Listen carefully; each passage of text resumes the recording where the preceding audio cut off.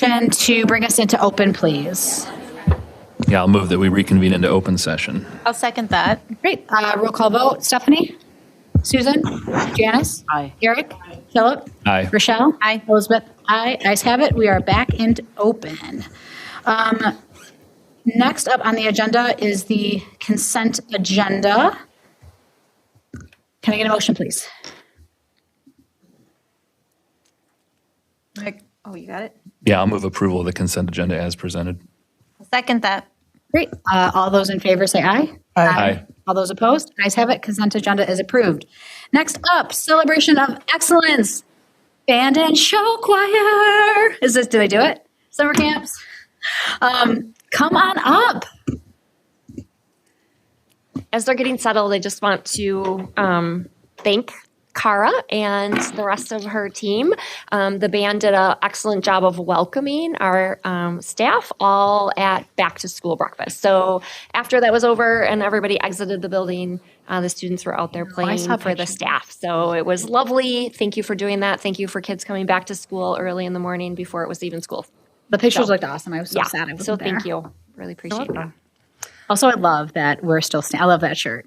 Thank you. This was our out of COVID shirt. So like it was like we made it. Yeah, We're back. I like it. Thank you. I love a good Elton John nod anyway. Okay.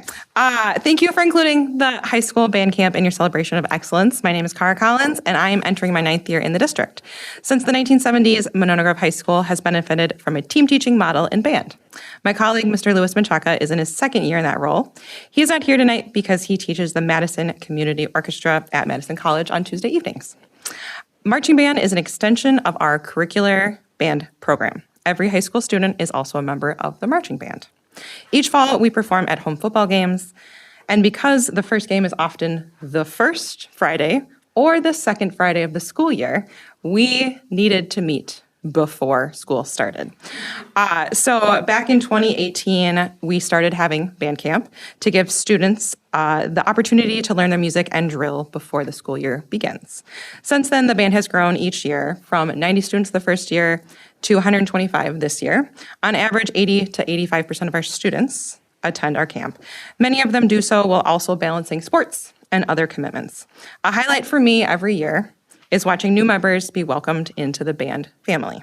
One of the very first things we do is learn the Monona Grove High School song, written by our very first band director, Jack Whitney. It's a tradition that immediately connects students to the pride and history of our program. Before I turn it over to students, I'll close with this. Coming out of COVID, and now in a world shaped by rapid AI growth, we need the arts more than ever. Band camp and our music programs here at MG give students more than just music skills. They provide creativity, resilience, and human connection, qualities that will serve them for life. Okay, come on up.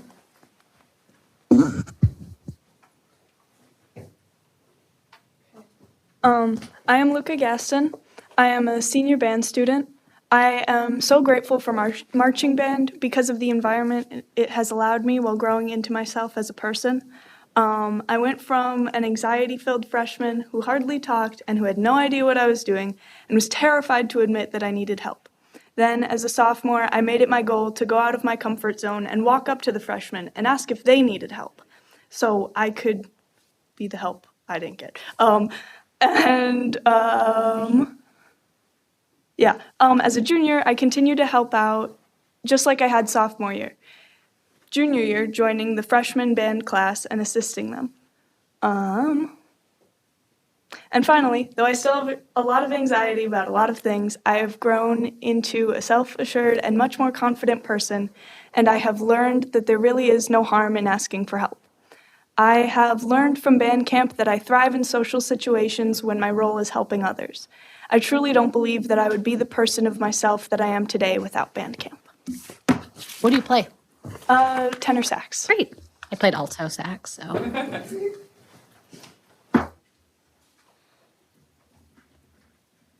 My name is Allie Mortensen, and I'm a junior band and orchestra student. When I first came to band freshman year, I had absolutely no idea what to expect. I was really nervous playing a new instrument, and the music was way beyond anything I'd ever played on flute. The transition from middle school concert band to high school marching band can be jarring, so I looked to my section leaders for help. They helped me with the high notes of reading my drill sheets, and their leadership and guidance helped me grow into the band student I am today. The flute section leaders were phenomenal my freshman year and continued to be just as fantastic my sophomore year. This year, I got the incredible opportunity to be a section leader and help the freshmen who were in the same position I was. Band has shaped my responsibility through dedicated practice, dependability when it comes to performance or helping out, and contributing to a larger performance. I love working together with the rest of the band to make something beautiful that I'm proud of and want to share. Being in band has presented so many leadership opportunities, and because of that, I have grown as both a leader and a person. Thank you.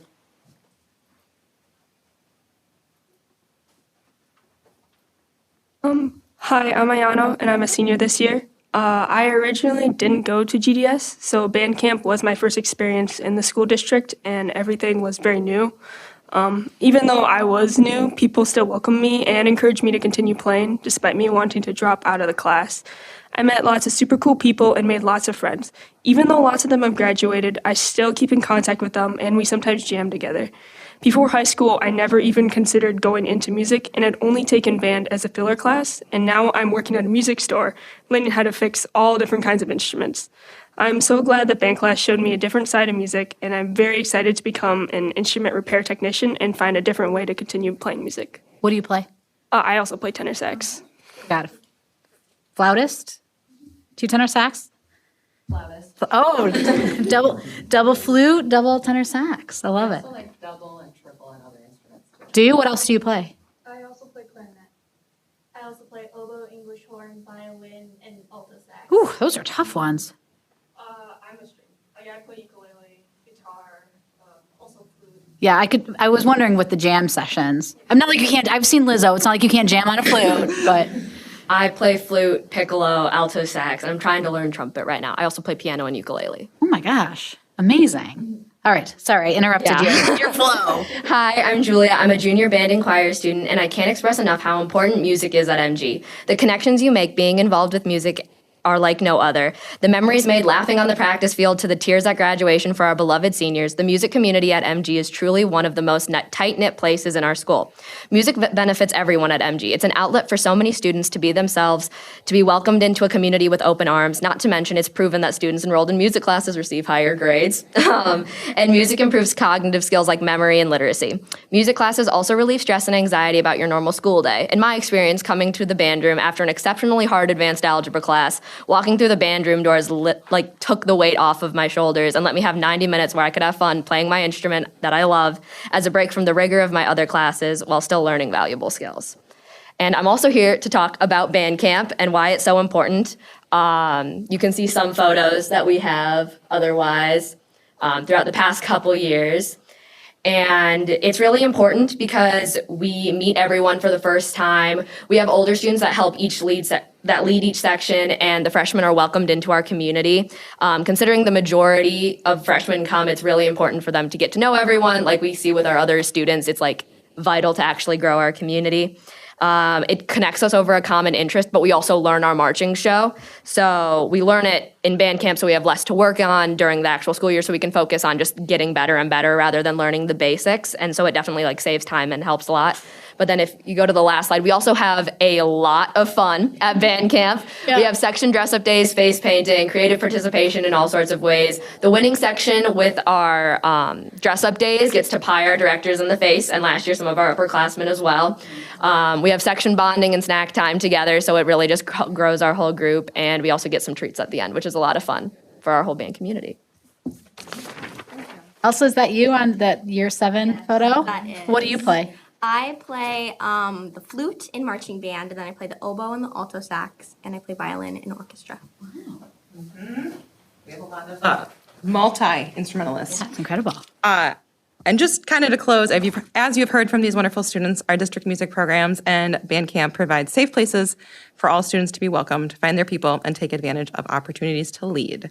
In today's world of AI, social media, and rapid technology, the arts remain a place where students learn collaboration and skills that technology cannot replace. Music gives students a safe, creative space where everyone is welcome, valued, and able to grow. We look forward to supporting the football team on September 12th, 26th, October 10th, and the 17th.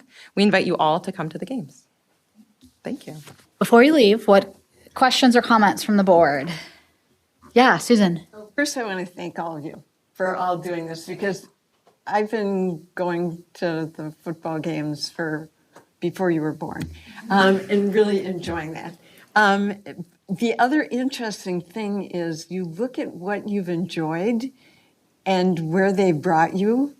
And I went into the Cedarburg 8th grade recognition, looked up, and the band director is from the marching band at MG and grew up here.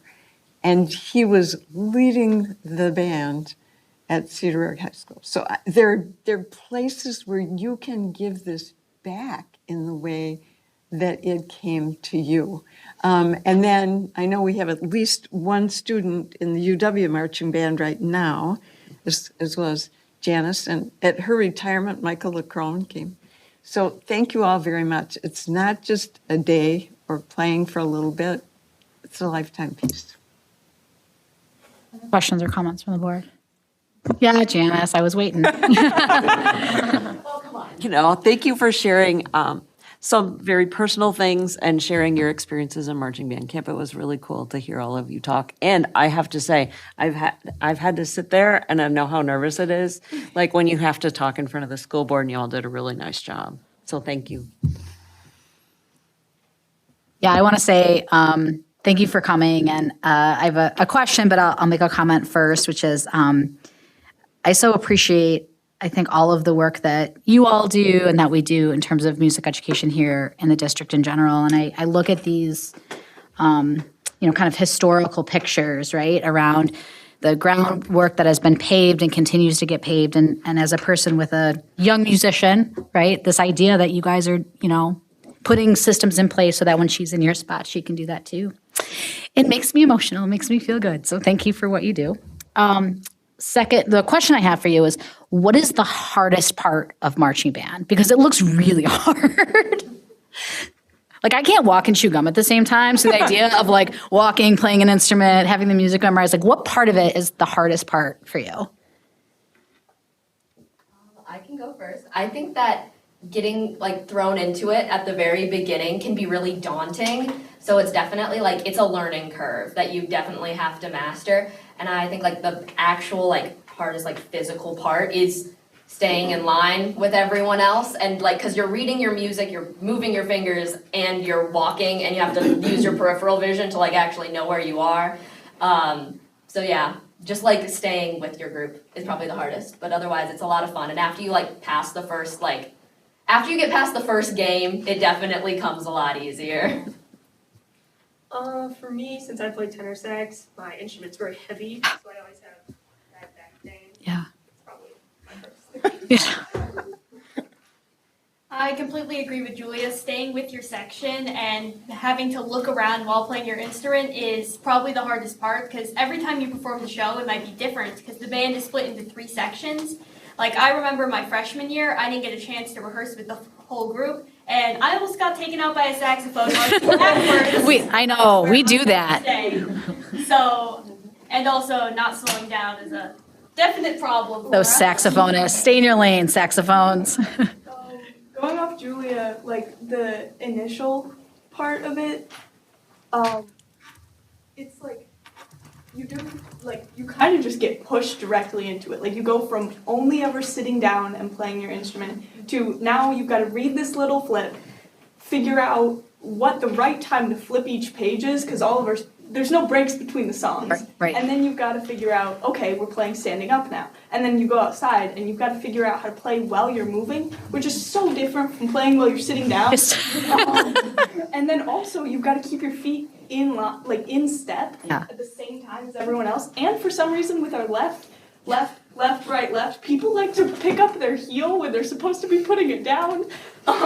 So like half the people are doing it right and the other half of the people are completely out of step with us. And this is why you all have higher academic achievement, because the executive functioning skills that it takes in order to participate in marching band is outrageous. Yeah, go ahead, Philip. So thank you for coming. Marching band was my favorite part of high school. And so I was very much looking forward to this presentation. Many of the things that you all said, I remembered feeling, right? So similar to one of the comments, marching band was the very first thing I saw as a freshman in high school. Same reason. It was early August, and that was the first thing that I had to do was show up for marching band practice. My question is, what's participation like? Is it voluntary to participate? No, you said it's everybody, right? Have to? Everyone is Voluntold. Okay, great. And do people stick with it year after year? Or? Yeah. Yeah, I feel like the hardest thing is just that initial shock as a freshman. And then once you join and you're like, oh, so we go outside every day and we move. We don't sit at a desk and get told everything. So I feel like yeah, freshman I was like, let's go outside. Do we go outside? So it was a shift, and I feel like there's a shift after the first football game of like, oh, now we all understand like how high the energy gets at every single football game, and then everyone else, like all the freshmen, I always feel like they're a little bit more willing to put in work after the first game. That's amazing. What did you play, Philip? I played cornet, trumpet, cornet. Yeah. Yeah.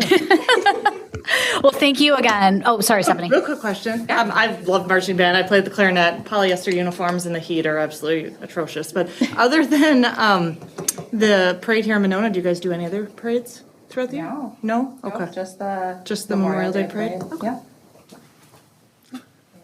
Thank you. Well, thank you again. Thank you for coming. Thank you, Have a Janice, great- for helping with band camp. Yes, have a great Also, season. We appreciate that. All right, do we have show choir too? All right. I did my jazz hands too early. I loved it though. Hello, my name is Brooke Kriegel. I am the vocal director at Monona Grove High School. I teach the curricular choirs and I direct the varsity show choir Silver Connection and work with three other directors, for our JV group and our show band. So just a quick introduction before our students come up. At Monona Grove, we believe in the transformative power of music and performance.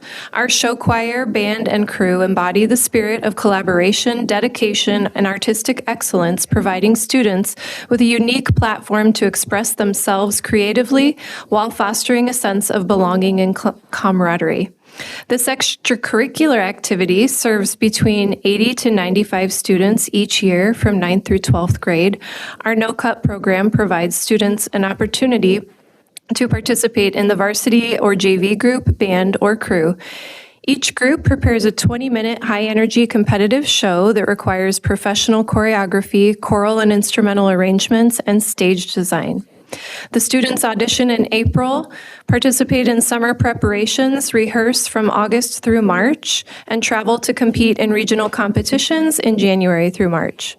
Additionally, MG hosts its own annual show choir invitational Silver Stage in February, welcoming over 20 teams from around the Midwest and thousands of spectators to the high school. It's the largest public-facing event held at our high school with over 3,000 community members, students, and spectators. At this time, I'd like to invite up a couple of our leadership representatives from the show choir. So Chloe Petkus, Jenna McGowan, Trevor Jung, and Emma Hayward. And I'm going to pull up 4 chairs if that's okay, because Yes, they're kind absolutely. of popcorning. So Yes, okay. please do. Come on up. Do you got it? Do you need help? All right. Welcome.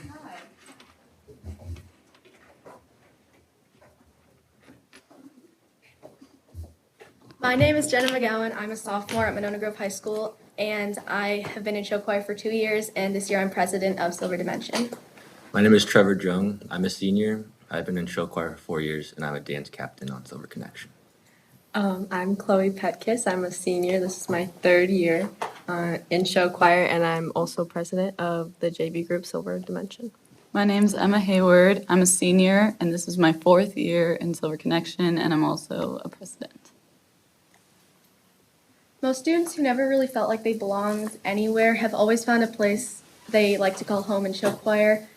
Many of the students who are in show choir also are also in other sports or groups because of how flexible and understanding we all are. We try to work around the schedule.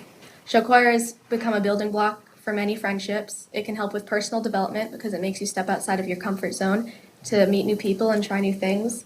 Last year when I was a freshman, I was little and scared, and I didn't feel like I belonged anywhere. And as soon as I stepped into the choir room for our first show choir rehearsal, I knew that this is my home and this is where I belong. Recently, our junior varsity group has expanded significantly, and we have added tenor basses to the group as well. We're thrilled to have so many students participating this year. Show choir always lifts spirits, especially after long school days. Many students come and to rehearsal and can take sigh of relief when they step into the choir room. Don't be sleeping in the choir room. That's not good. During the 2022-23 show choir season, there are only 6 tenor basses in the entire group. And this year we have 26 tenor basses, including on the varsity and JV groups. Okay. Not only do people find amazing connections in show choir, they also gain performance and social skills that you can't learn in many other places.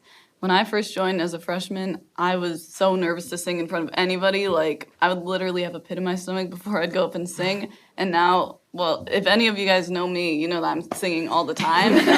So it helped me get over that fear of singing in front of people and dancing in front of people and messing up in front of people, because no one's going to judge you if you mess up here. Home shows. So December 6th, we have our preview show, which is like, we do like 2 to 3 songs out of our show with like choreography and not costumes, though. No. And then in February, on the 21st, we have our Silver Stage, which is like our home show where we host all the other schools. And then this year is something new. We're doing like a music showcase where we're doing like some show choir things as part of like instead of a normal choir concert. And then something this summer we did was the Showstoppers camp with all the younger students, and it was actually a really cool experience. I wish like I'd known about it when I was younger, because it definitely would have got me into show choir sooner than my sophomore year, and it was a really cool experience, I think. Good job. You did great. Questions, comments from the board? Yeah. Again, watching these kids is so great. You know, it's really hard when it's a weeknight and it just snowed and, you know, you're thinking, oh, what am I going to do? And you see, oh my gosh, they're singing at the high school. Bam, you're just up there. And, you know, plus a couple of them will actually wave at you if you're in the first or second. Just go quietly like this, you know. But most of those guys graduated this year, so you guys have to do that for me this year, okay? Again, it is, you know, Brooke just kind of laughs when I come in the door again. It's just such a wonderful experience, the band, the orchestra. And we actually helped fundraise for the orchestra pit, because when they built the auditorium, they didn't put the orchestra pit in there. And it's just been a wonderful experience to have the music up there.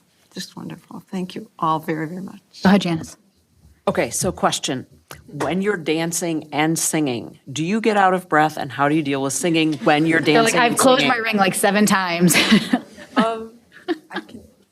Okay, so it takes a lot. So we really work on our like breath control, and that's definitely something we get hounded for the most, is breathing in places we shouldn't be breathing. And like sometimes like when our show ends, you just hear everybody like breathing really hard, especially like in the ballad when we're not dancing. You just hear everybody like taking a deep breath. But it's definitely like we work really hard to learn when to take those breaths and like know how to like take an actual deep breath. And yeah. Rochelle. I got to be a show choir parent show band parent last year. And the amount of connection you all create, and same thing with marching band too, with things outside of school. And there's like a holiday party, which I didn't know Secret Santas were part of it. So I got told when I picked up Elliot that we missed. Did you blow it, Rochelle? Totally. I don't know. But so I really appreciate the community that you all are part of creating, as well as all the adults that are driving all this. It's a huge thing to take on, and from you guys and from my own kid. I mean, I think it's a wonderful thing that you all are part of. I think Silver Stage is one of the coolest events I've ever experienced. The first time I went, I like walked in and I'm like, it's just the amount of organization and the teams as they like, I don't know, do you guys call yourselves? I don't know, but the groups as they go back and forth. And then someone was teaching me the hand gestures, like when you do the fingers versus like, cause you don't clap all the time. And it is the most incredible event I have ever experienced. I will go every year so long as I'm not stuck at a hockey tournament somewhere in northern Wisconsin in February. And what I love about that event is obviously it showcases you all as performers and as artists, but also as hosts and being like really good representatives of what it is to be part of the Monona Grove community, right? With, showing folks to their different rooms and supporting them in that way. And to me, like, it's that leadership piece that I think takes you even that next level of, what it is to be an artist, right? An artist and a leader and a community, like, pusher, for lack of a better word, right? Like the go MG. So I think that event is fantastic. So thank you for all you do. And you're always the best. You would win if you could win in my heart. Thank you. Great. Well, thank you so much for coming. We look forward to seeing your shows this year. Thank you. Right. Well, that was fun. Now we have to go on. Oh no, we still have fun things because we have our new school year, which means we have a new student representative this year. Elsa, welcome aboard. I would love for you just to take a minute to introduce yourself and talk a little bit about kind of who you are, why you want to be here, and then anything else you want to share with us. So, hi, my name is Elsa Beutling. I had the pleasure of speaking to a few of you guys before the meeting began, and I am so excited to have this opportunity at this school year. I am going into my sophomore year at Monona Grove High School. I am 15 years old, and I have been with the Monona Grove School District since kindergarten. So I've been kind of able to experience the Winnequa, GDS, and now Monona Grove High School, all of the different levels. I've met so many different teachers, amazing friends, and then I have 3 younger siblings who are all at different schools. I have 2 little sisters at Winnequa, and I have a younger brother at Glacial Drumlin. And so it's been really cool for me to be able to see how the district has changed. And so I was really excited to see this position open and to be able to be a representative. I've always really been passionate about speaking up for my peers and being a representative and seeing kind of how that works. And I think I'm really excited personally for this experience because it is going to be it's an eye-opening experience. I feel like a lot of students don't understand quite how the school board works, what it is, what it does. And if there's like a barrier like that, I think a lot of students don't understand some of the decisions. So I'm really excited for me personally to be able to understand what you guys do here, what kind of decisions you make, and to be a part of that process is going to be so amazing for me. So yeah, like I said, I decided to run for this position to speak up for my peers.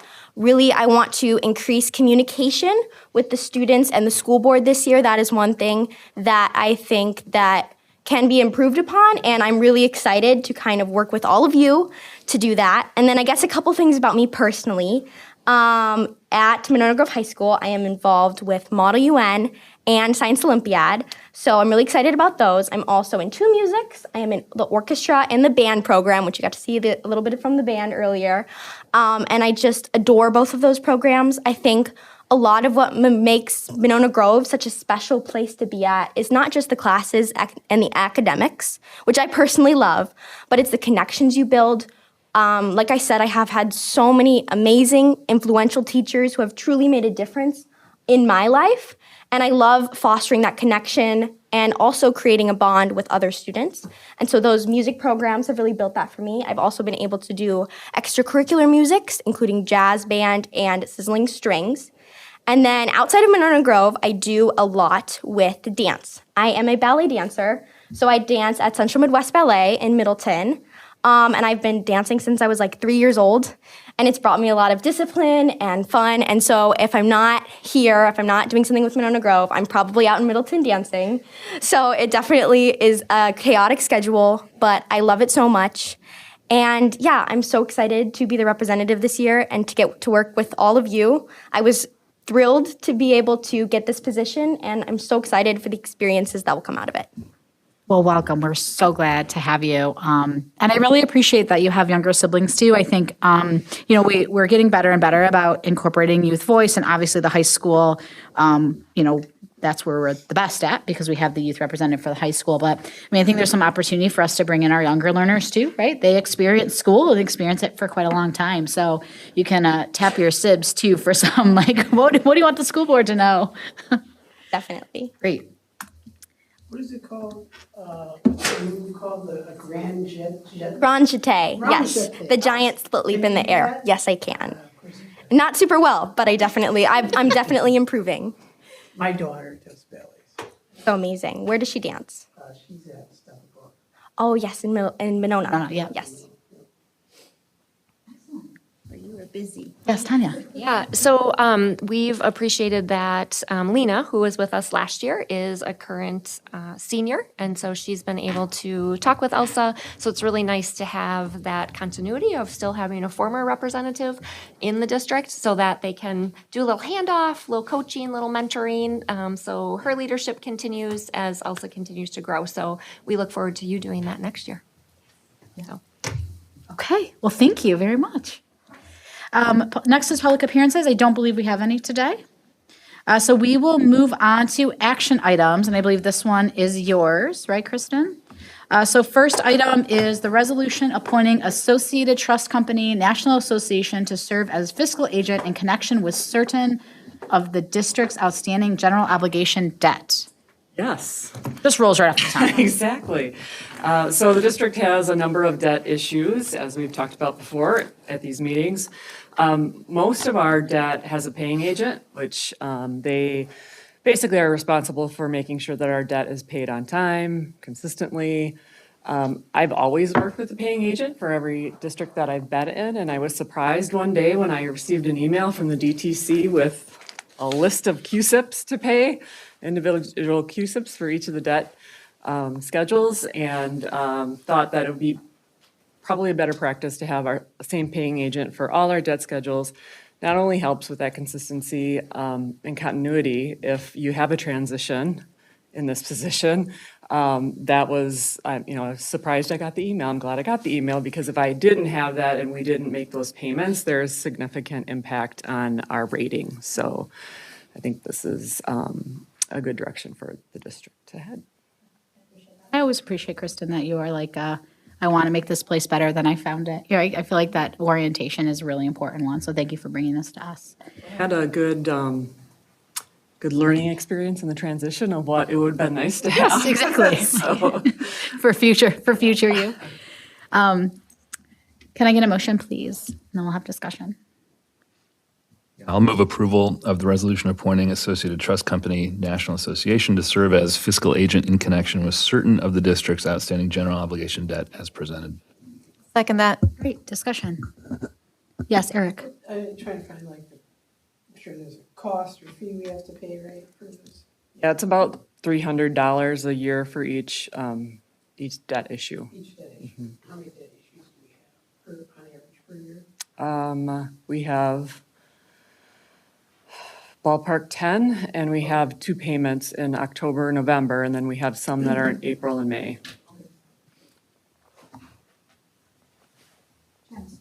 Yeah, so we had a paying agent for some of them, but not all of them? Yes. Okay. It does seem to make a lot of sense to just have the same system for everything. Yeah, and back when these debt issues were done, the compliance was very different. And it wasn't as high stakes if you miss a payment. And now that it is, it's just best practice to have a paying agent. Is this the same agent we have been using? Or is this shifting over to a different one? So it's with Associated Bank, so it's the same paying agent with our other issues. Yeah, Eric. So the 4 fiscal agency agreements, those are for each debt? Okay. And then there's additional 6 on top of that? Okay. But we don't need agreements for those? We already had those when we developed or issued the debt. We had that built into.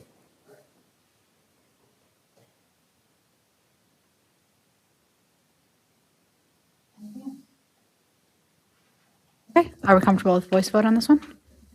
Right. Oh, yes, Tish. Oh, do we have to do a roll for this one? Okay. No, it's not. I'm glad you told me. Thank you. Roll call vote. We'll start with Rochelle. Rochelle? Aye. Philip? Aye. Eric? Aye. Janice? Aye. Susan? Stephanie? Elizabeth? Aye. Ayes have it. Motion carries. Thank you. Next up, policy update, finance and operations, second reading. Are you teeing this up, or is Kristen? Yeah, I can talk to this. This is the policy change that we brought initially several meetings ago for feedback, and we had discussion, got some feedback, took it back to committee, and then made some small adjustments, brought it back for first reading again last month.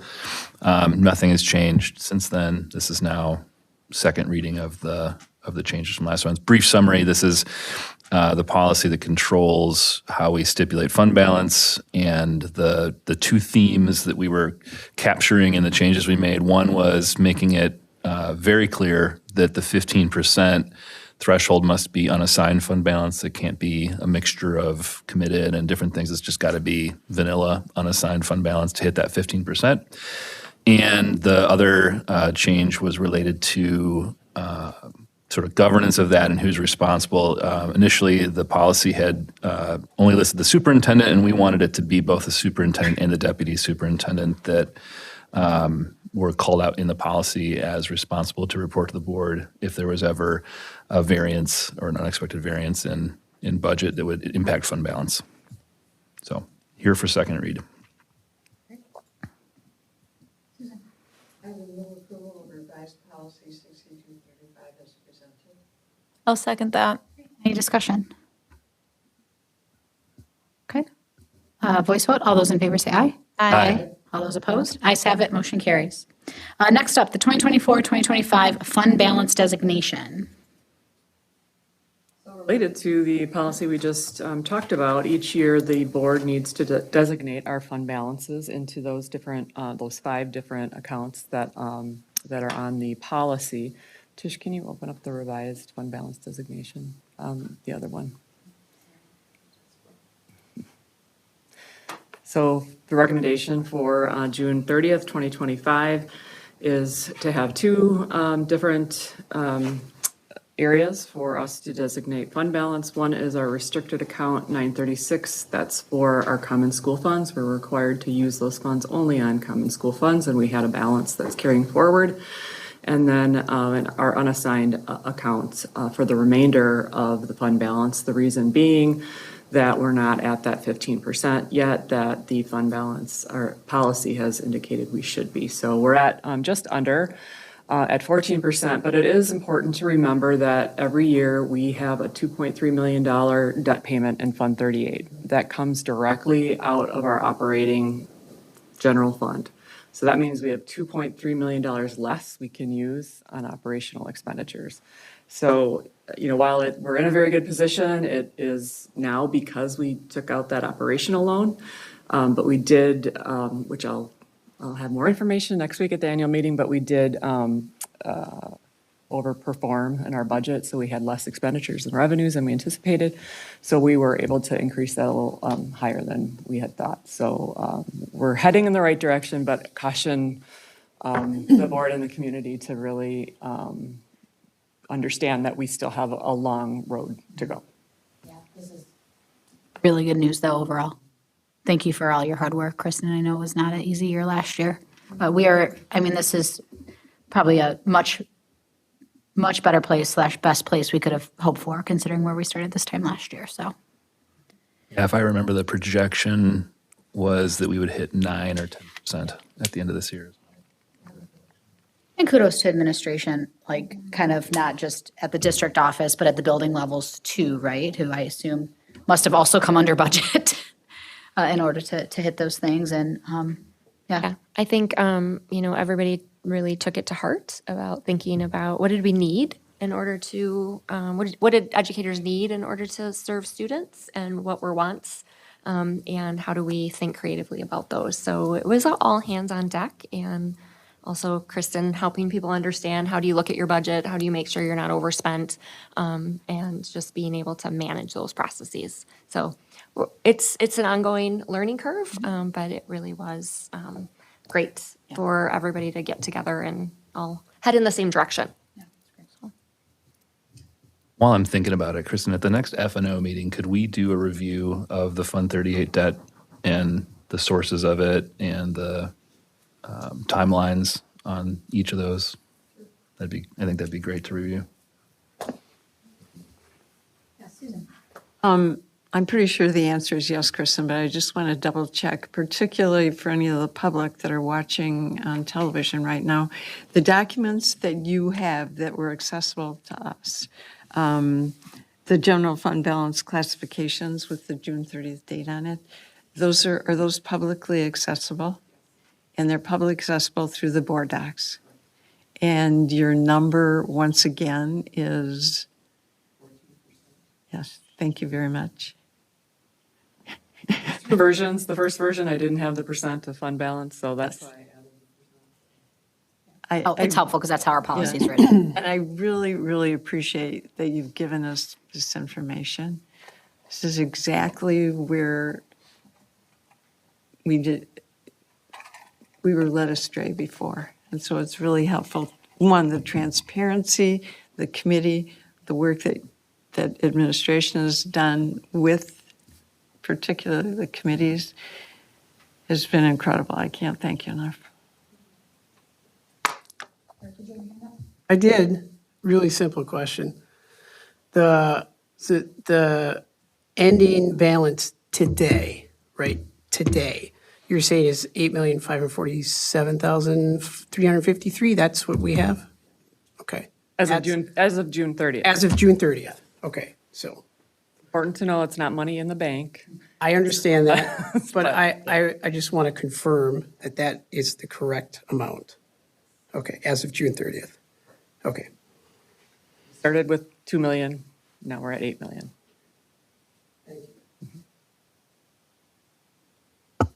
Approval of the 2024-2025 fund balance designation as presented. Second. Great. Any further discussion? I just want to note and clarify, just in case anyone's following the action item that came before. So the reason why it's the 849, right, is that restricted account for common school funds is not included because it's earmarked already for common school per our new policy adaptation. Great. Any other discussion? Great.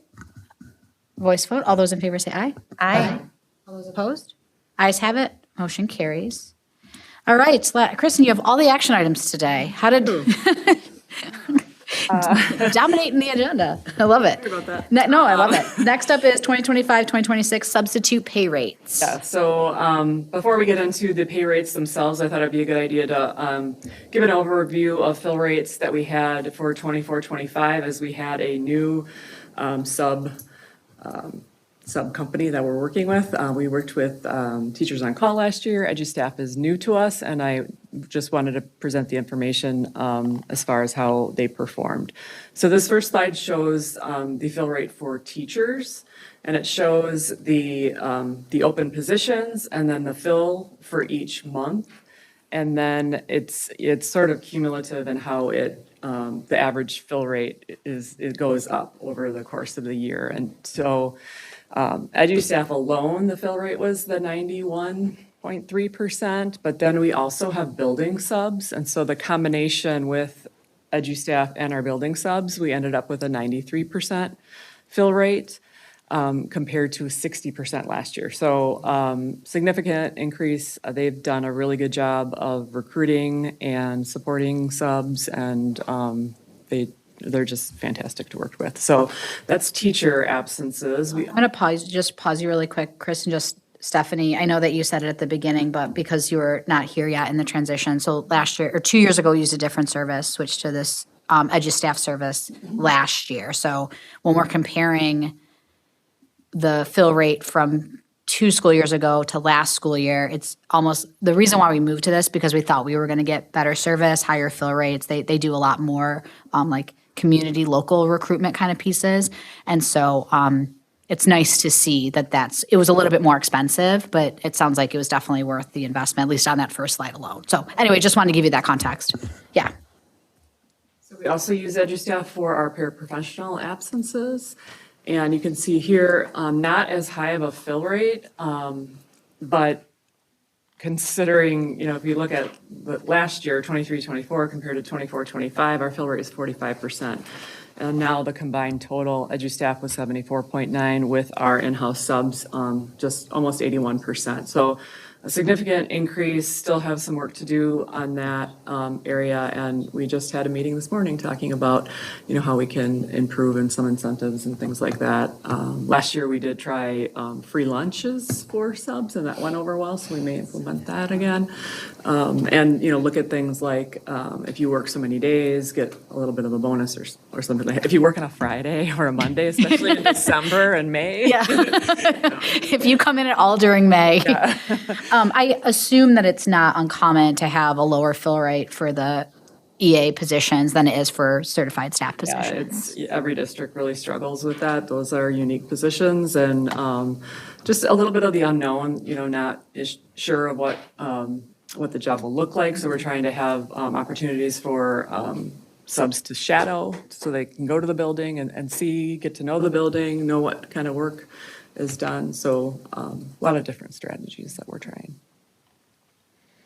And then if you look at, this is just a slide showing by school, EduStaff for teacher and support, their fill rate versus EduStaff including Monona Grove's fill rate. So there's a little bit of a spread, but EduStaff has done a really good job on their own of filling positions. So that was really good news for us.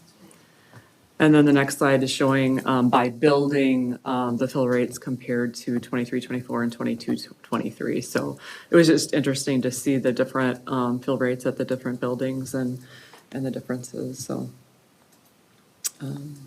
so that's our fill rates. We also did look at area substitute rates. We always want to make sure, obviously, we're competitive because a lot of districts work with EduStaff, and so we're competing for the same stubs, and so we want to make it, something that's competitive with our neighboring districts. So the data for what the comparisons were for 24-25 are on this slide. I won't go through them all. But we did, as we looked at, we're not the highest, but we wanted to make sure we're still competitive. We did make some changes. So on the 25-26 sub pay rates, you'll see for a teacher, just a normal daily rate, we're pretty competitive there. We're staying at that rate. We increased our long-term rate for 11 plus days by $10 a day, and our MG retired teacher. So even if they work just one day, their MG retired teachers get paid the long-term rate on day one. If we have a teacher subbing for an SEA position, so teacher has a teacher license, but subs for an SEA position, we pay them the teacher rate because we like them at any position. And then we did have some slight increases in our EA and SEA straight rate and long-term rate. Our administrative assistant, we wanted to increase that closer to where our pay is. And we did not change health and assistant or custodial. So those are the recommendations for this year. Yes, James. So previous years, we were with teachers on call, and so were other districts. Do you know, have other districts moved away from them and gone to, okay. Okay. Teachers on call had a big footprint in the Waukesha-Milwaukee area, but I've heard a lot of districts are switching as well, so. Sound like they're delivering a great service, like. Yeah, and we get a dedicated person. Her name's Riley, and she works directly with who she recruits to be subs, and then also with the buildings. She'll work with, Krista Shelby, around student services and how do we make sure that we're doing a good job here. So that part's been really nice. There's some individualized service that we're getting that is super helpful. She came in today. It was our whole administrative cabinet. She knew everybody there except one or two people. So definitely a different type of customer service and relationship with our buildings so that they can solve if you look, they all have individual different challenges. Yeah, well, and I'd imagine then it's for her as a recruiter, right? Like you want to be able to the extent that you can, put people in spaces that are going to be effective where they're going to want to then come back because the building wants you back and you want to be back there. And so having that personal relationship, I think, makes such a difference in return rate, I would imagine. As opposed to just like you're an adult, come supervise the children. And she did give us some feedback today about things that she had learned from the subs about what are things that make them more likely to come back, and some of from the survey data that she did with them about our district, and so some opportunities for some reflection on teams about how to combat that so they're not their own worst enemies with that part. So it was great. I think it was some concrete things that each building can work on. For all the hundreds of people that are watching, if you're a community member and want to sub in our schools, we would love to have you. Please reach out to hr@mgschools.net. We'll flash it. We'll see if Will can put that in all the on emails will YouTube, come in. like an infomercial. Can I get a motion, please? Approval of the 2025-2026 substitute pay rate as presented. Discussion. I just want to say I have been a person who's worked for Teachers on Call, and I've been a person who has worked for places without Teachers on Call, and it's the relationships that encourage you to keep coming back, and I'm really glad that we're working with somebody that's providing that. I really appreciate that we're paying former MG staff at kind of that higher rate. I think, one, I just think that, is a nice kind of loyalty perk that you get from, you worked here and retired from here and thank you. And also, I would imagine from an administrative perspective, like the entry point is not as steep, right? I know the system, I know the people, I know the kids, I have relationships with the staff, right? Like, It helps a ton. I bet. So I appreciate that. I'm looking at you, Susan, just because I feel like you have something to say, but if you don't, that's okay. Again, I think they've done a really good job of putting this information together for us so that we can make this decision. And it doesn't make you want to go in and help? Yes, doesn't it? Make you all Yes, but you can't get paid to do it. All right, anything else? All right, we have a motion and a second, so I'll call a voice vote. All those in favor say aye. Aye. All those opposed? Ayes have it. Motion carries. Thank you, Kristen. Next up, discussion item K1, the 2024-2025 Seclusion and Restraint Report. Come on up, friends. So introduce the item as Shelby and Krista. Krista's our Director of Student Services. Shelby is the Assistant Director. Annually, per statute, we need to bring this report to you for your review by October 1st. And based on some feedback from the board, Krista and Shelby redid some of the data so that we could look at 3-year trend data and a little bit more detailed information about some of the actions that have been taken in the past year, because you'll see some good decreases. We're not there yet, but also where they're headed. So turn it over to you guys. So yeah, as you know, like I said, annual required report. So we are gonna just start with a couple of reminders, some things we found helpful. We shared this with the Teaching and Learning Equity Committee as well. Some great discussion there in terms of building awareness and everything else. But just a reminder, so statutory requirement, we pay very close attention and takes anything to do with seclusion and restraint very seriously. We always we have a series of regulations to follow, and we're always documenting and notifying students' families. And so there's a high level of many eyes on the process when we're engaging in any seclusion or physical restraint. They're emergency interventions only used if a student's behavior presents a clear precedent present and imminent risk to physical safety of that student or others, and it's the least restrictive intervention feasible, performed in a manner, consistent with the law. We really wanted to talk about tonight were just kind of some analysis and observations. We moved the data to the end. That's the same format as usual, with some historical data included in a couple of places too. Just it is helpful to see those trends. We're talking about such a small number of students. It's really helpful to look at trend data. So as Dr. Frederick said, we are seeing a decrease in the overall number of seclusion and restraint incidents compared to the 2023-24 school year. So we're feeling good about that overall.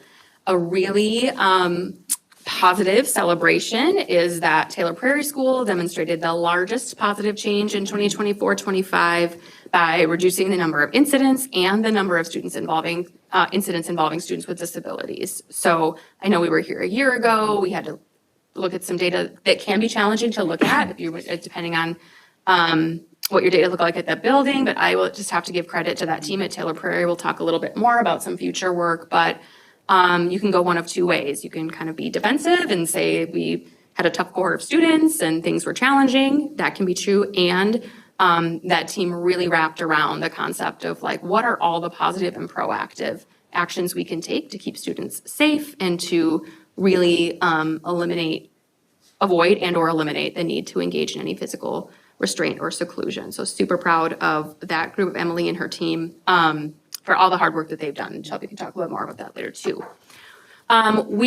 Along those lines, we see a marked decrease in the number of incidents involving our youngest learners. Yes, obviously that makes sense with Taylor Prairie, but across the board, there were only 12 total seclusion and restraint incidents involving students in grades K2 as compared to 84 in the previous school year. I know we spent a lot of time talking about that trend. We spend a lot of time talking about just because you can do something doesn't mean that you should, and kind of walking that fine line of when does a young learner truly present a clear and imminent risk to themselves or others. And so, yes, like it is typical for student data, to reemphasize that, it is typical for data to shift as students move through our system. However, like that doesn't account for all of the changes at Taylor Prairie School. So again, really part of their efforts to reduce the use of seclusion and restraint. All teams reviewed behavioral systems and supports, revamped their behavior response protocols, continue to emphasize the importance of implementing all of those proactive behavioral responses. And every year, all the time, we continue to emphasize seclusion restraint is used only in situations where there is truly an imminent safety concern. We're excited to have our seclusion restraint data integrated into NextPath so that building leaders and teams have ready access to their data in a readable way in real time. Students with disabilities do continue to account for the majority of incidents in most years, though we did see a reduction in that disparity between students with and without disabilities in both 2023-24 and 2024-25. So that's a gap we would like to close. And we're working with our Winnequa team. Those numbers continue to be relatively high, even when accounting for that larger student population that they have. If you sort of combine the elementary population in Cottage Grove and look at Winnequa, it's not just a matter of building size and number of students. So we'll be working closely with that team as well. We, and Shelby can talk more and answer questions when we get to that point, but we continue to invest significant time and resources and energy into our staff training for nonviolent crisis intervention. Shelby and her team of trainers and coaches has added some additional coaching opportunities for behavior response teams throughout the school year. That is one of the benefits of having 3 trainers in the district, is we can find ways to provide that coaching in real time. And so not just a training is never a one and done, it's a let's follow up. And sometimes there are skills you don't need to use until you get into the school year. So kind of some reminders around those verbal de-escalation strategies and positive supports. Paying really close attention to our data. Not only on our level, that's data we monitor super closely, but at the building level, was really proud of the work that they were doing over the course of the year. And what it resulted in was more consistent incident debriefs, which is a required step of the process, but we all know how a school day goes and how busy people get. And if anything was gonna not occur, it was kind of that debrief. And then that follow-up after each incident of seclusion or restraint. Internal data audits, we look really carefully at how we're keeping track of the information. For us, that means there's some cross-checking, like what's an Infinite Campus, what do we have, what's the next path, and then following up if we were noticing any trends or the principals noticing any trends in their buildings. Committing to some ongoing professional learning and system change with some support offered by DPI. The silver lining of our outcomes for 2023-24 were that we became eligible for an ES3 grant through the Supporting Neurodiverse Students group at DPI. So Shelby and Emily Foster started some of that work in the spring. There's a sort of a required root cause analysis process that you go through to analyze, like maybe why did we get these outcomes? And while I will emphasize that's not work that's unique to Taylor Prairie at all. That was an inroad to kind of try some tools and take some steps and clearly made a difference in that particular setting. But we're pretty excited. We're going to kick off our ES3 one-year grant. So this allows us to have some direct support from DPI for a core team focusing primarily on our elementary schools. And it comes with some funds, which is great too, because when we talk about some other ways to coach and support our staff and resources we could tap into, that's really helpful to be able to have some resources. So we did decide to make a 10-meeting commitment. It's $1,000 per meeting. So we have some ideas and thoughts for how to reinvest those funds in the buildings with some resources, equipment, training, primarily coaching and consultation from some other experts in the area too, or just a few things that we can commit to. And then this summer, an opportunity came around just at the right time in Dane County. So we have, I'll let Shelby talk about that, but we added 2 in-house Eucaro systems trainers, which is a complement to NVCI. It does not replace NVCI, but really focuses on that brain science and neuroscience and looks at the proactive potential strategies in a different light and some specific alternatives to physical restraint and seclusion. So if you want to talk a little bit about that. Yeah. Eucaro is a trauma-informed, restraint-free approach, and it just really, like Krista said, it sort of widens the gap of our toolbox when we're in a kind of a crisis situation. It gives staff other ways to intervene. Use of equipment and training with different equipment is part of that. So, and really goes into that trauma-informed brain science approach, leads with how behavior is communication, and really around that mindset of how to approach and de-escalate situations. Just widens the breadth of our capacity as a system. So, and then we can we'll take your questions and look at the data. We really are committing, maintaining our commitment to oversight, transparency. It's hard to share. I mean, it's required, but it's hard to share some of this information. We're talking about small numbers of students, and each one of them is an individual, and this is a situation that can be very challenging to have occur. But on our end, that's our commitment to you, is just making sure that we are using these practices judiciously in accordance with the law, and ideally never. But if we do have to, we want to make sure that we are supporting those teams with those proactive and preventative approaches anytime that is needed, but specifically if seclusion or restraint become necessary, or student is struggling in a way where some complementary support is needed for their team. And then, so you have a copy of the annual report, which includes, again, this is sort of the required reporting format. You'll see the overall number of students involved in any incident. And I always reiterate to seclusion and restraint, there's a reason it's reported in a combined way. That's the philosophy. Both are cause potential harm in different ways. So in accordance with that, that's why we don't really differentiate between those two. We keep track of the data, but when it comes to reporting, we want to just emphasize the importance of that. I do see we went down from 23 students involved last year to 21, so a slight reduction. We're not quite where we were in 21, 22, and 22, 23. We want to see that number of students reduce, students with disabilities reduce, and then obviously the overall number of incidents occurring where we have seen some reduction. We're headed in the right direction, and I think we have some clear ideas of what got us to the reduction that we've experienced in the last year and what will help maintain that trend for us. And then you've got a chart that has the 3-year trend data by school as well, so you can kind of just see that, how the data moves over time.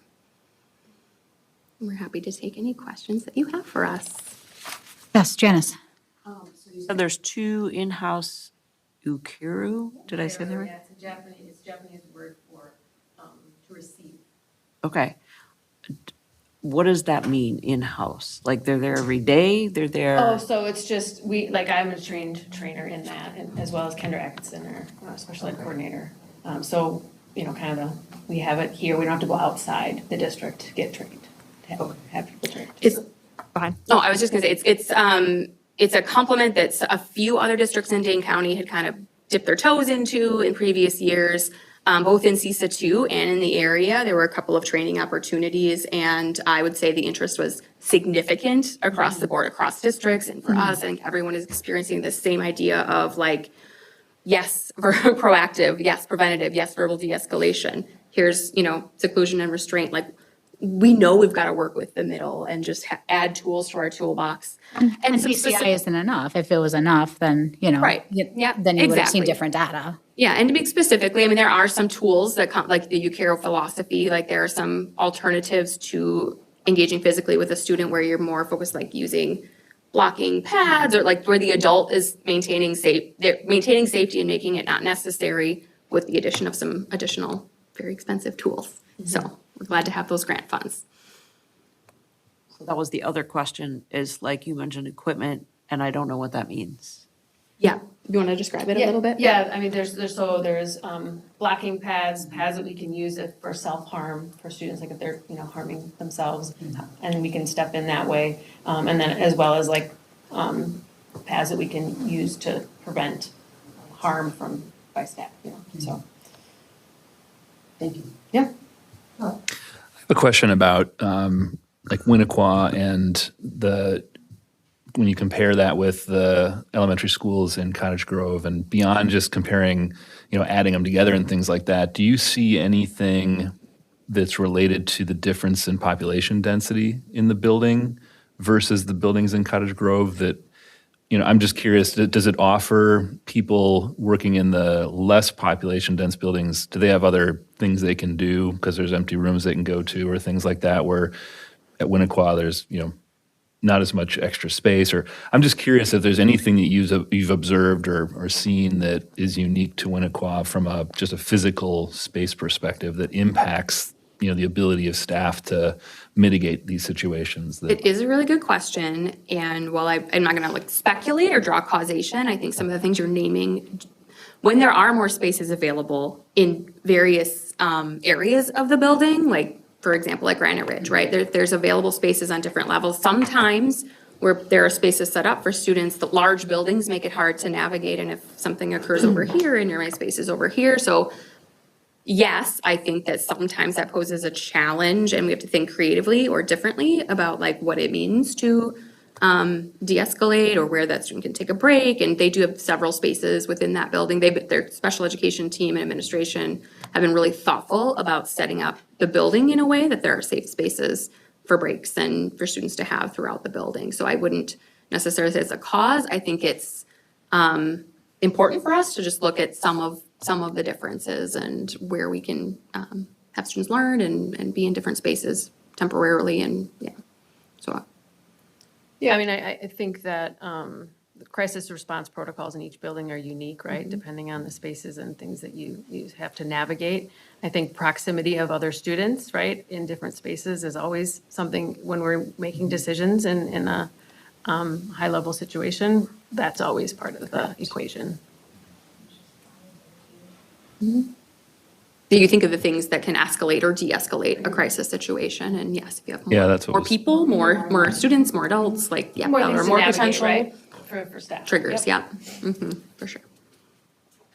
I want to thank you both. This is the most thorough report on this that I think I've experienced in my time here. And so I appreciate that. I know it's not a small amount of work to put it all together and to present it.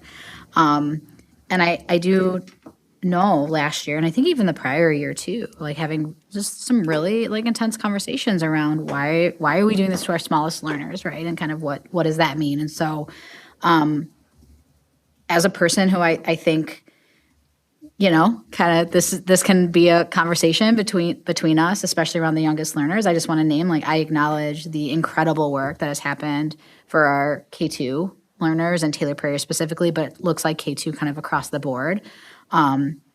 I applaud you all in the efforts. I appreciate you taking the concern seriously and the staff taking the concern seriously. And like you said, not being like necessarily defensive about it or working through that in a way then that allows for problem solving. So I want to name that. I see that and I appreciate that. And I guess the specific question that I have is, what do you think accounts for what I would consider to be a pretty dramatic decrease for our early learners compared to where it was, especially last year, but even kind of coming off of COVID in general?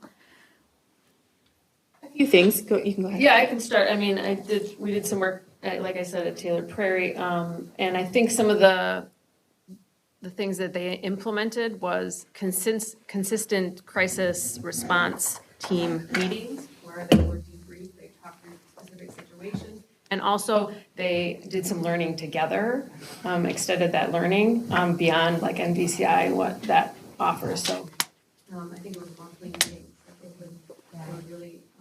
And then they just changed their response. And they got feedback from staff and what is the need, how can we work together to respond to these situations versus having one person make a decision. That's really difficult. So building that teacher capacity, really putting in the effort to talk through some difficult situations and then change strategy. Yeah, I appreciate the special nod to debriefing, which I think is something that we've talked about sort of kind of regularly during the year, like how's our debriefing going? And I think folks, I agree that it is the thing that gets left off, like, right, and all the things that you're going to do, that's the thing that's likely to get left off. I think that becomes the most impactful when you're talking about problem solving for individual students. Like that's your time to really think about what did the adults do? What was happening in the environment at the time? What supports and solutions can we set up more proactively or kind of in that early intervention stage? So, the numbers at Winnequa are too high, which you know. And so I'm kind of curious, what is your approach moving forward to kind of keep the positive momentum going at that early childhood level and then thinking about Winnequa specifically? Well, I do think that is part of why we made the commitment for the grant was to be able to bring our elementary teams together to keep, what you pay attention to continues to improve. My personal, I think there's some learning that could occur from the process that Taylor Prairie went through last year. And each building has some unique strengths of their not even just crisis response team. They're being really thoughtful about how, like, what does it mean to be on a behavior team? How about if I just move into the area where the kids are and not just wait for my radio call? So there's really a chance for networking, collaboration, and everyone tapping into those successful strategies and not, just learning from one another and not having to recreate some things.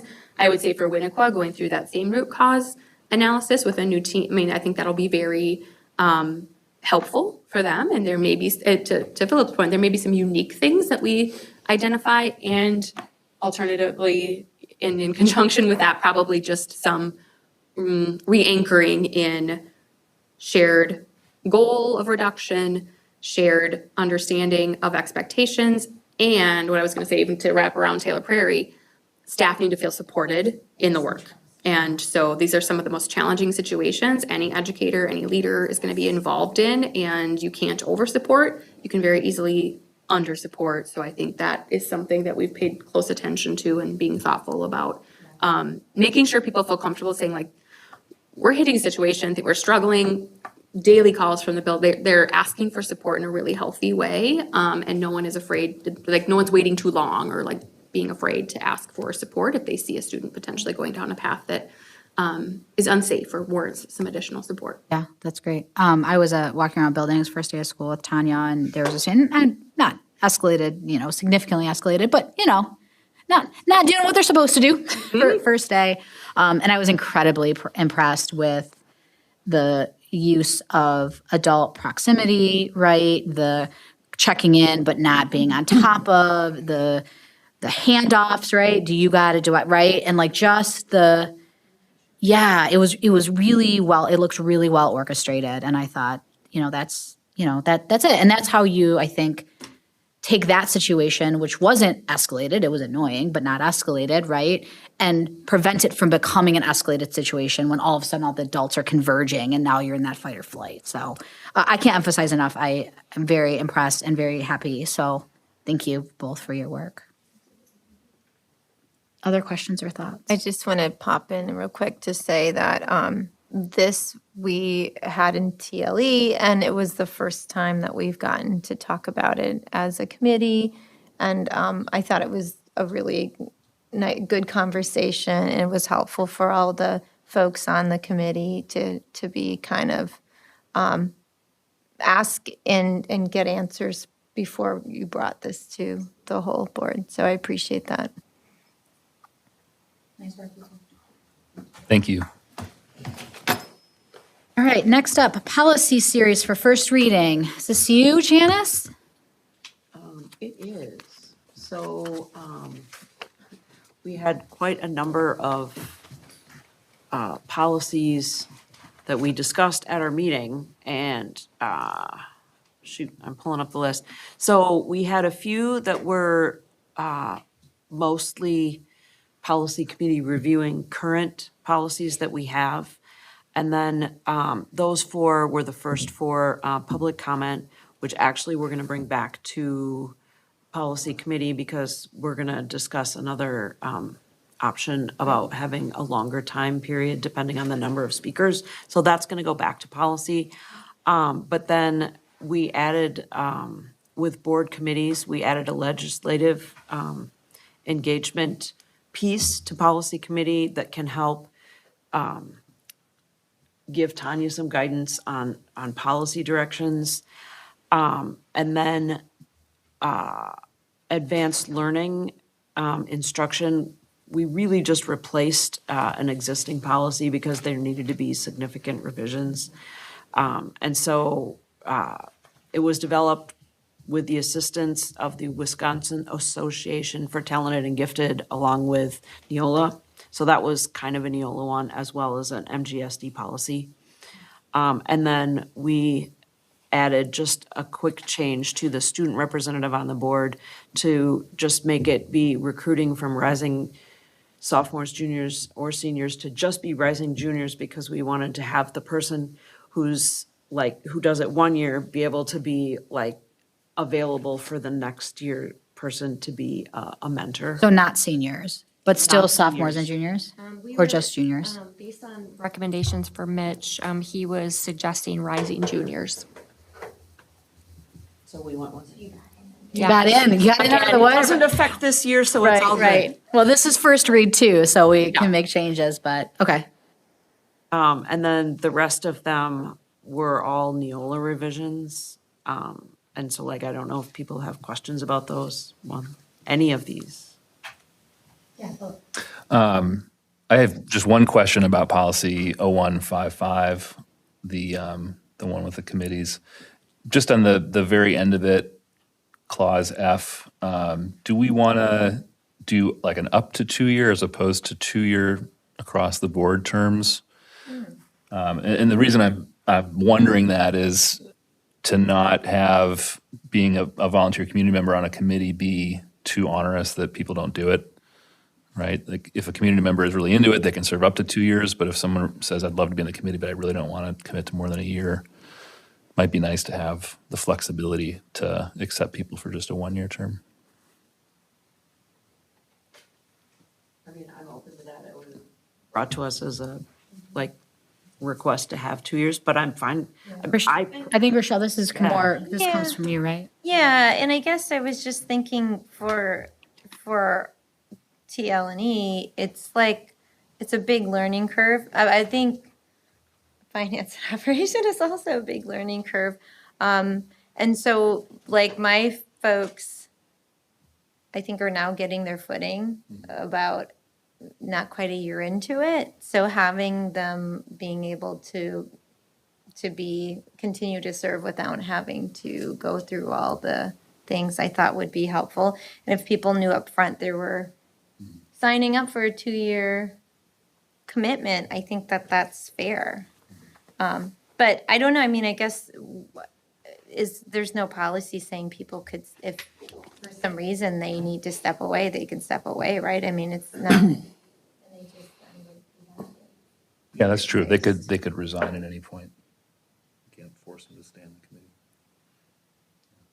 not a big sticking point. It's just something that as I was reading it, I just thought to myself, do we want to have it say specifically 2 or just something like, up to 2?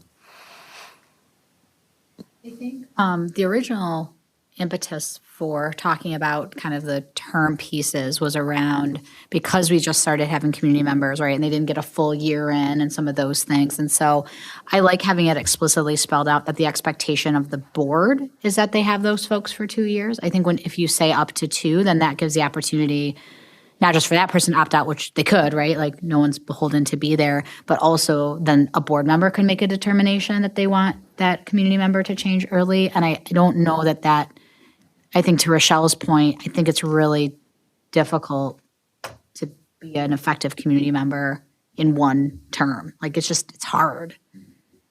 Yeah, that's fine. I just wanted to raise it. Yeah, it's a good question. Yeah, Tanya. I think the other thing that we thought about is the recruitment and the interviewing, and that process was quite intense. And so for a committee chair to do that annually also felt like a big lift. It also gives the community members who are on their second year, in case there's a changeover of the chair, that they're coming with experience and skills. So I feel like, again, with TLE is, when we're looking, because we have our scorecard, right? So we kind of have the same things we touch on. It's really nice to have the year prior to say, oh yeah, this is coming back to me. Now I have a much deeper understanding of it. And so then I can really use this new information to go forward. I'm satisfied. Yeah, just wanted to have the discussion. Yes, Elsa. I guess since it kind of connects to me, I wanted to comment on like the student representative. I really appreciate the change to have the previous student representative assist the new student representative. I know as I'm kind of getting into things, I was able to meet with Lena. We had a lovely discussion. She's so nice and so sweet and very talented. And I think that I really appreciate this. It really eased my nerves, really helped me kind of get a sense of what the school board was going to be. So I just want to say I really appreciate that change to the policy. Yeah, Susan. Well, I'd be interested in the board's feeling about the addition of the legislative matters. So in all honesty, first of all, when we get our list of these changes, it can take you minimum 6 hours, sometimes 8, to review each and every one of these, look up the statutes, see where it came from, see whether it's a relevant change. In fact, several times we've gotten changes recommended from Neola, and we found some kind of statutory thing that didn't appear to be totally correct. And they would go back and actually change their materials that they had distributed. So again, it's a ton of work. Policy is not just a simple go in there, read it, and see what everybody else thinks. And then you have to make sure the colors come out right when you what's delete and what's not. So, policy committee, I have huge respect for everybody that's ever served on it and been willing to do it. To add the legislative, my thought is if we want to do it right, we'll have a separate legislative committee that's committed to following the legislation that's affecting each and every one of our students in our school district, because that in itself is almost a full-time job also. And you have to make a connection. And when I did the day at the Capitol, it's hard to take a whole day and go up there and spend it with legislators and then come back and do all the policy work they have to do. So it's a fine balance. So I have tons of respect for the people on the committee right now who are willing to say, okay, we'll take it on. It's also going to be not very pointed, significant work that the superintendent is going to have to do with that chair. So when you get a chair now, a policy, they all also have to be committed to doing the legislative research. So one of the things, just in the back of your mind, and not necessarily for this first read or to make the change now, because I really think we need to do this. I think we need to incorporate legislation into our committee work. And this looks like the only place to really do it that's going to work. But see how this runs and continue to consider a legislative committee, because what you do here in this place right now is we kind of follow it. But to be good at what you do legislatively, you've got to be an advocate. So it's just a thought as we look at this integration. Any other questions or clarifications on first reading? Otherwise, as always, if you go through and you read these and you have questions, you want a specific change, kind of per our processes, you email Janice, board chair, and she will do the magic. Well, it has to be, it's required by policy to be in writing. Right. Yeah. Okay. Moving on to informational items by exception, which is every month is an exception. So go ahead and Pull that current off. no, let's leave it on because it makes me laugh. Current enrollment update. Yes, Eric. Why does it say discussion by exception? We've had that since last year. It's like if you don't really like, so for example, with F&O, you know. It's all right. I've already got your answer. Yeah. Thanks. All right, current enrollment. All right, so we are on day 6 of school. Information that I have listed here was pulled on the 9th. I'm sorry, on the 5th.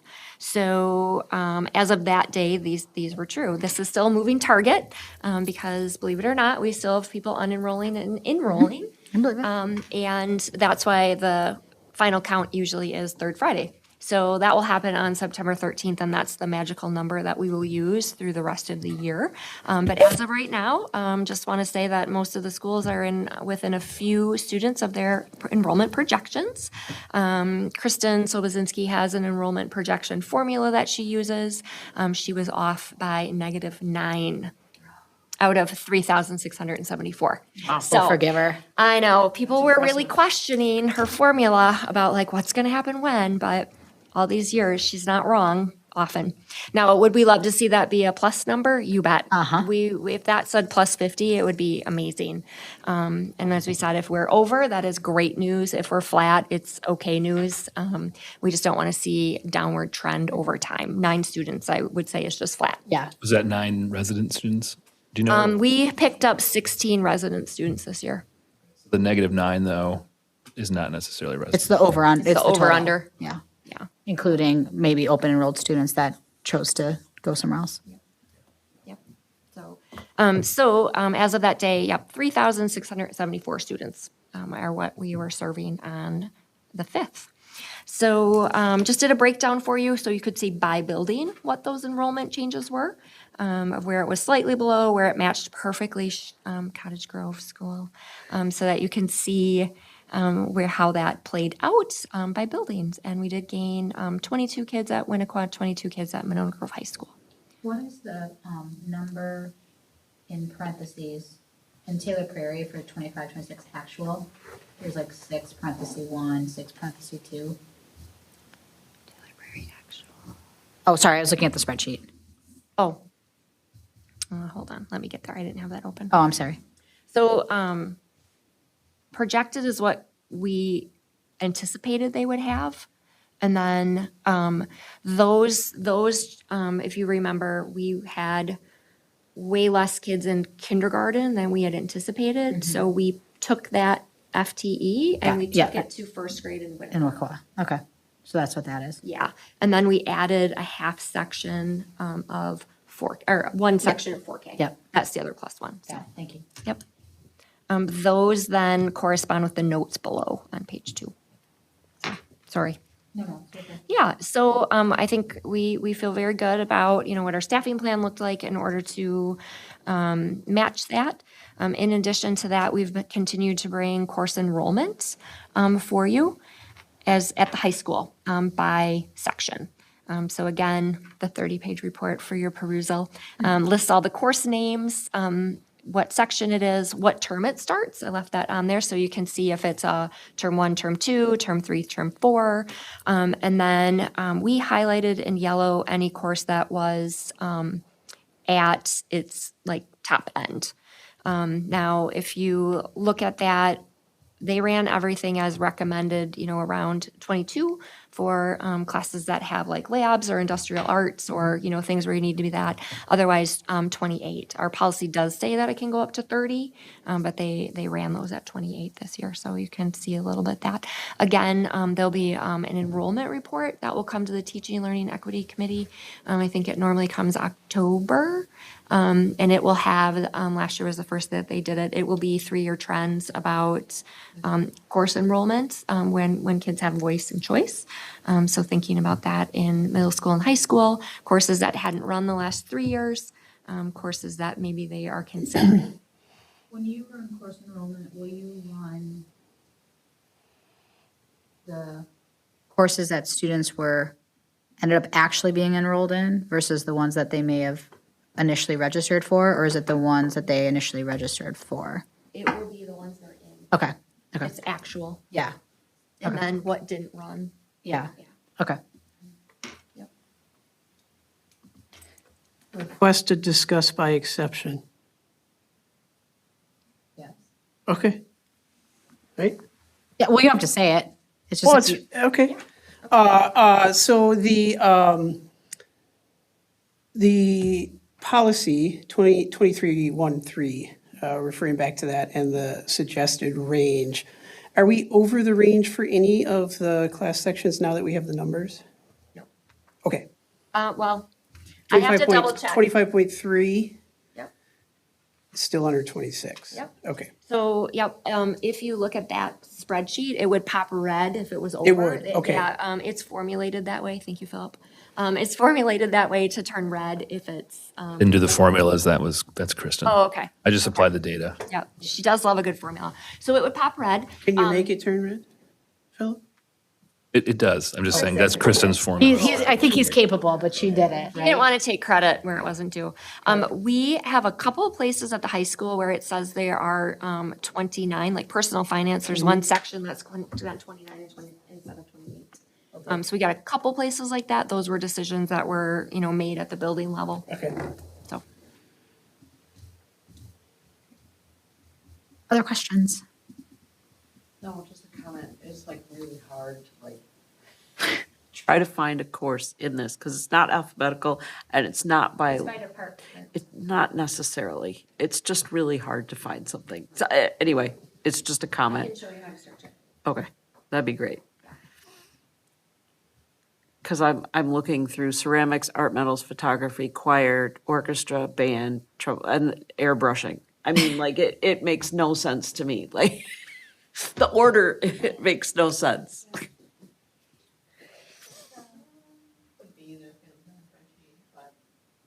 It's so long. There's just so much.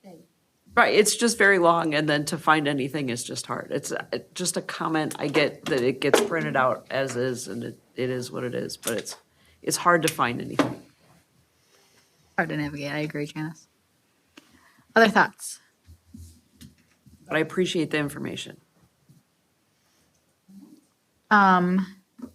Moving on to personnel, we've met twice since our last meeting, including yesterday. What we talked about the 11th, we've already discussed here is primarily around, we did Kristen did a nice, a little bit more robust presentation on the sub pieces. We talked through that. Yesterday, we had a great conversation around certified staff handbook. Where I feel I'm really excited and appreciative of administration and staff, MGEA. They've done a really nice job coming to consensus on handbook changes. There are two currently that I think there is a little bit sticky between the two groups. So we'll talk about that when we talk about future meeting dates, we'll talk about adding some time to the 15th, which is our annual meeting, so that we can do a staff handbook, as well as a couple other personnel items that we need to do. But overall, things are going well. Janice or Philip, anything you want to add? No. Great. What? What about Rochelle? Oh, is there anything she wanted to add? Oh, I'm not on that one. I'm on all the other ones. Not doing TL yet. Policies first. Janice, did you have anything you wanted to say about policy other than first read stuff? No, we have another meeting scheduled, so the things that we didn't get through at this first meeting that we had this fall will continue work. There was a request from a board member to relook at our public comment policy to see whether or not we want to mess around and change and with the time and those kinds of things. And so my understanding, Janice, I know you said this earlier, but that'll go on your next committee meeting, correct? Yep. Okay, great. Thank you for doing that. So what is the next meeting?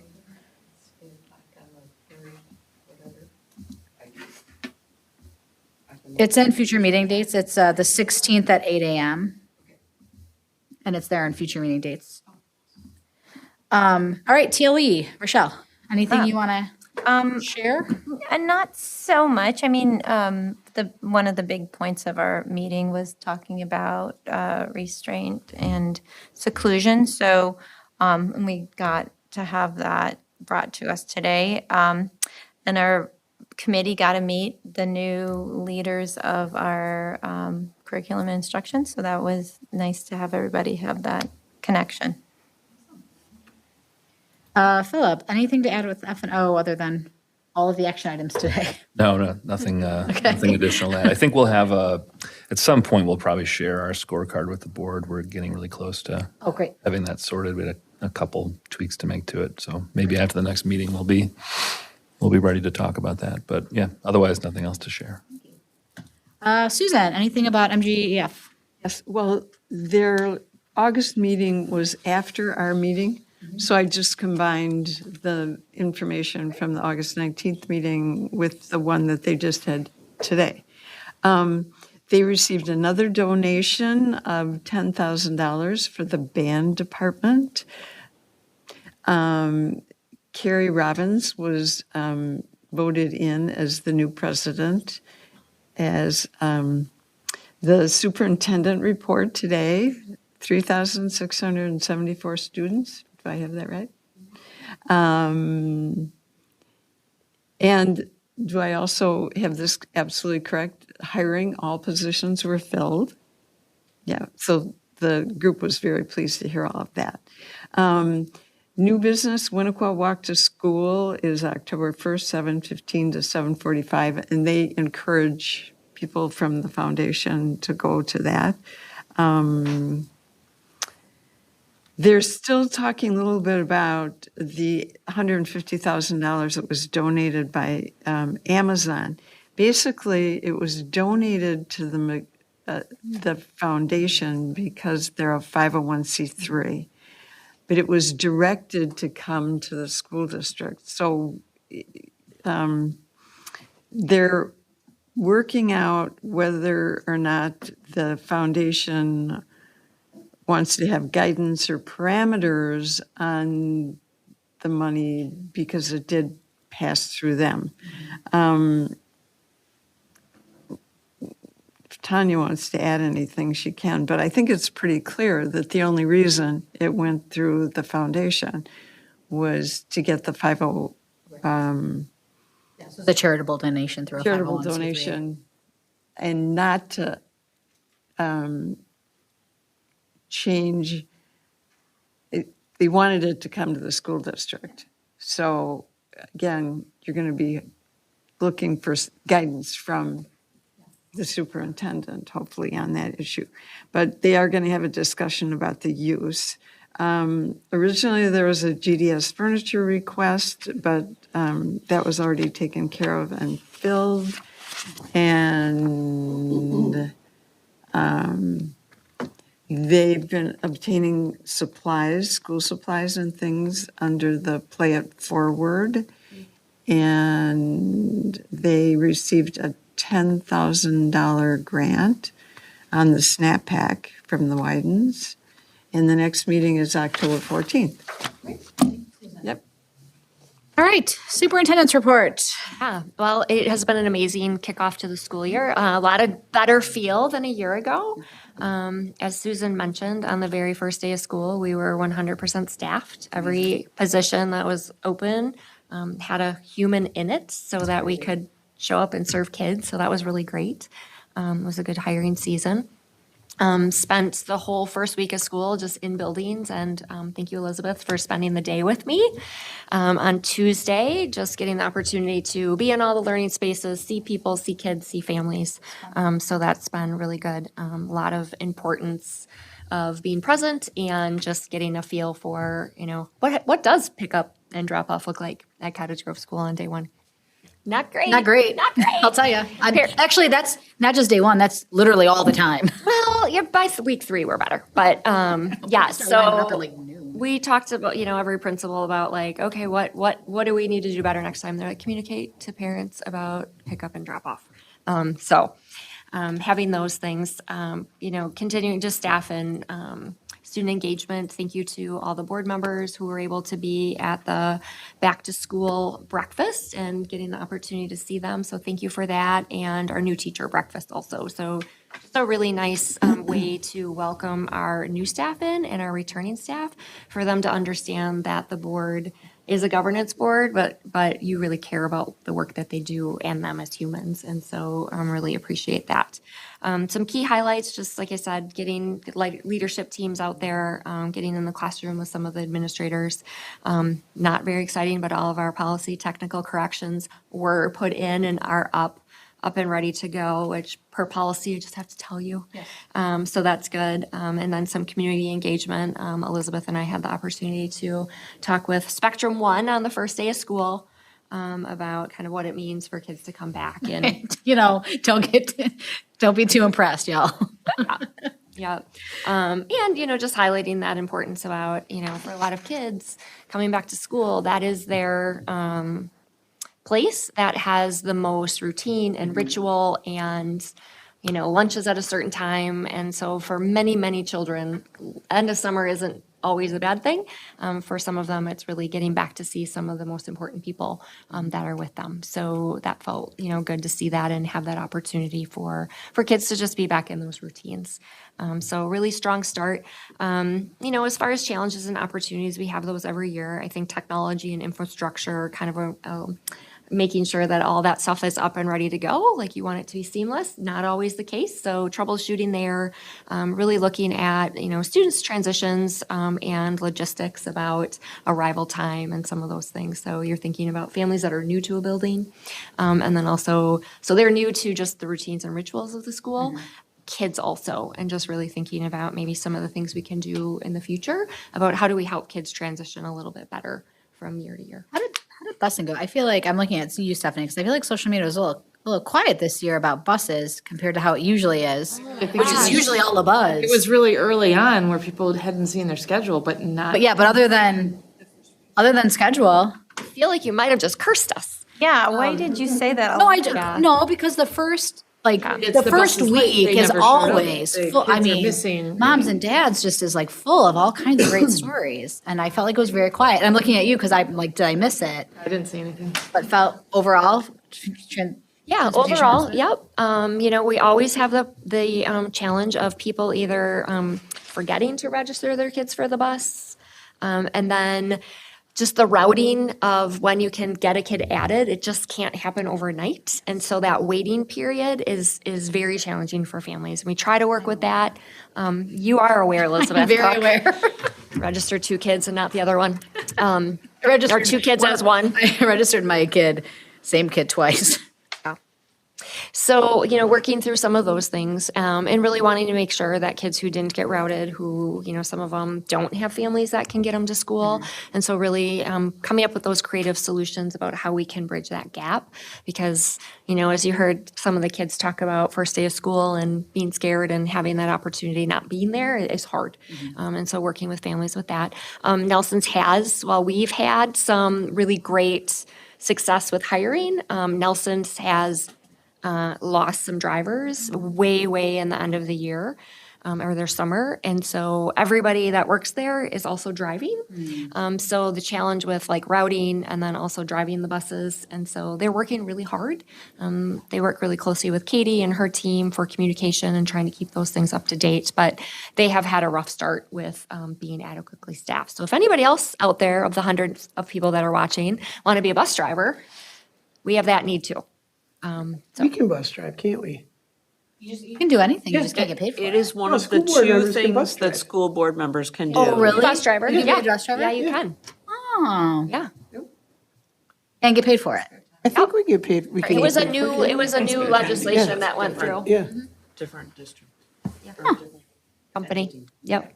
So, yeah, so working through those. File that one away. Yeah. And as we've also discussed, we have a new continuous improvement process that we are engaged in with SAIL, with OSSA coming in and facilitating that. So a lot of things that kicked off the year, we're really talking about, what was the data that was looked at? What are some of the goals for the year? What's that first 100-day plan look like? So it's new, it's different. And so just continuing to use that as an opportunity for the teachers and the administrators that were on those teams to really talk about how they co-created it and what that means for the building and their colleagues collectively. So it's been good work. It's just a different type of a lift. So looking ahead, we continue to think about strengthening communications. How do we begin to really monitor that early student data, whether it's attendance, seclusion and restraint, academic outcomes, so that we can continue to be just in time with what are the supports that we need. And then key events coming up is that third Friday count. It's Kristen's favorite day. And Christmas for Kristen? Kristen's Christmas. Annual meeting, October 15th for everybody. September, sorry, already a month ahead. September 15th, it is a Monday, it is here. And then also, Elizabeth and I have collectively been talking about some community meetings. What are ways that we can engage with community that they might be interested in showing up for? Because last year we tried several different ways in person and got very little turnout. So I'm continuing to look at that. So it's been a great start to the year. Great, thank you. Questions at all for Tanya? Okay. Future meeting dates. What is not on here, Tish, is annual meeting. So annual meeting is the 15th. One of the things I wanted to ask folks, so we need to have a special board meeting prior to October regular meeting to do some personnel pieces. Rather than scheduling another meeting, I thought since we're already there at the annual meeting, we could maybe tack on our meeting at the end of the annual meeting. I'm open to if folks want to schedule a separate meeting, but seemed like we're all there anyway, so we might as well have a meeting. So what are your thoughts about, does that work for everybody? I will not be at the 14th meeting. Okay. Is the 5th, yeah, Monday. That as well. Yeah.